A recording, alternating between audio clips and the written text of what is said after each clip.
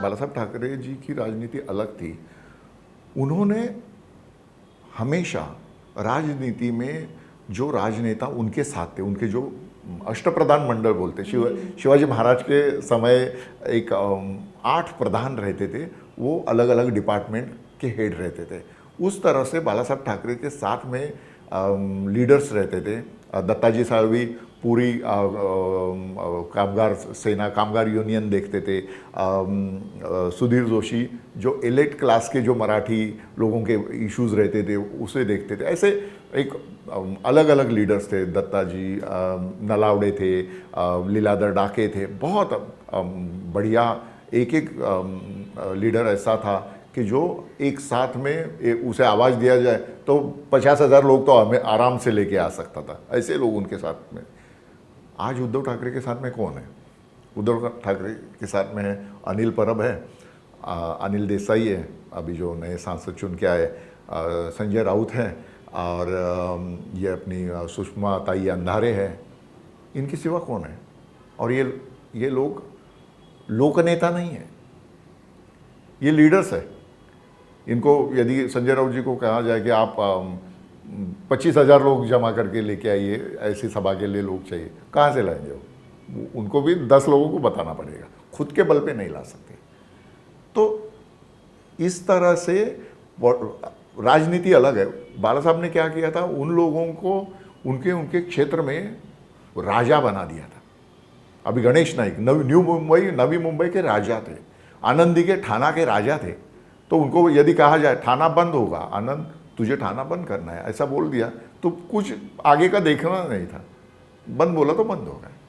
तो अपने साथियों को अधिकार देना पड़ता है बड़ा बनाने के लिए। ये उद्धव ठाकरे कभी नहीं कर सकते, ये राज ठाकरे भी कभी नहीं कर सकते। आज देखिए ना, आज राज ठाकरे जी के साथ में कौन लोग आपको दिखाई देते हैं? जो बेचारे अभी 60+ होने लगे, वो अभी उनके साथ में है।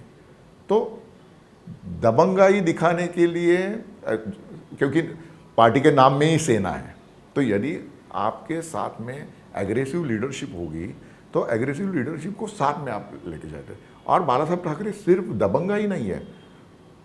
मैं एक बात यहाँ पे स्पेसिफिकली बोलना चाहता हूँ। बाला साहब ठाकरे देश का एक ऐसे लीडर है जिन्होंने 1-2 नहीं 6 पत्रकारों को राज्यसभा में भेजा।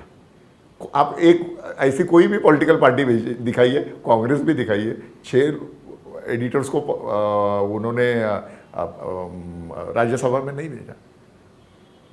सब बड़े बड़े जर्नलिस्ट, जिसमें हमारे गोखले अन्ना थे, भरत कुमार राउत, संजय राउत, संजय निरुपम, विद्याधर गोखले, नाना अपने आठवले, और 5 हो गए, और छठा नाम संजय राउत, भरत कुमार राउत, संजय निरुपम, प्रीतिश नंदी। आप देखिए, मराठी, हिंदी और इंग्लिश 3 भाषाओं से जर्नल एडिटर्स उन्होंने राज्यसभा में भेजे। आप बताइए, कोई नेशनल पार्टी भी नहीं है। तो एक तरफ दबंगाई है और दूसरी तरफ चिंतन है, विद्या व्यासंगी जो विचार करने वाले लोग हैं उनको पास में रखना है। तो बाला साहब ठाकरे का जो लीडरशिप है उससे आप बोलिए उद्धव ठाकरे जी की लीडरशिप से कैसे कंपेयर कर सकते हैं? मेरी क्या उनसे कोई दुश्मनी नहीं है, लेकिन एक इतने बड़े कद वाला आदमी और उनका ही लड़का, लेकिन जो वो हाइट अचीव नहीं कर पा रहे। इसलिए शिवसेना में जो दरार आ गई, इसका कारण यही है कि जो राजा रहता है या लीडर रहता है उसका दिल भी बड़ा होना चाहिए। एकनाथ शिंदे जी बार बार अभी बोलते हैं, हमने देखा उनके भाषण में, कि शिवसेना ने मुझे ये दिया, शिवसेना ने मुझे वो दिया। कभी वो उस तरह की कंप्लेंट नहीं करते, लेकिन उनके बाहर पर निकलने का जो कारण था वो कारण यही था कि उन्हें लग रहा था कि मुझे कोई अच्छी पोजीशन मिलनी चाहिए, वो पोजीशन मिल नहीं पाई, इसलिए उन्होंने पार्टी छोड़ के जो हासिल करना था वो हासिल कर लिया। तो यदि मैं लीडर हूं तो मुझे पता होना चाहिए कि इसकी हैसियत क्या है, ये क्या अचीव कर सकता है। यदि मुझे मालूम होगा तब मैं उसे संभाल पाऊंगा ना। तो मुझे मालूम ही नहीं इसकी हैसियत क्या है, तो मैं कैसे संभाल पाऊंगा। तो उद्धव जी वहां पे फेल हुए, इसलिए महाराष्ट्र में सत्ता परिवर्तन हो गया।